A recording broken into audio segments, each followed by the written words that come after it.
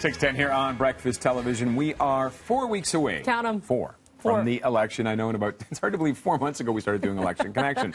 But the time has flown, and we've just tried to expose you to different things that are going to come up in this election, right? When you talk to different people, they say, oh, I want to vote for Trudeau, I want to vote for Scheer. But as you know, you are actually voting for your member of parliament, your MP. And I bet you, I ask many people, do you know who your MP is? And they can't name them. No, a lot of people don't. You can't. At that level, and MPPs, it astounded me. I remember doing a survey once and asking people who the premier was. And they didn't know who the premier was.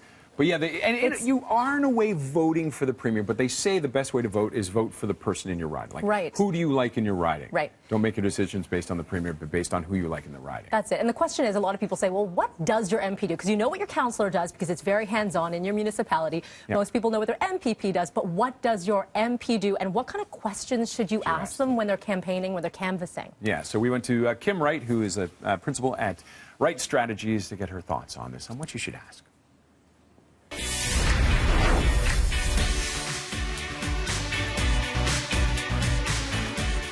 Members of Parliament, there are 338 of them across Canada. They're based around geographic constituencies. And what their job is to be their community's representatives in the House of Commons. So your MPs really are supposed to be your community's voice on matters of importance in Canada and bringing those issues forward.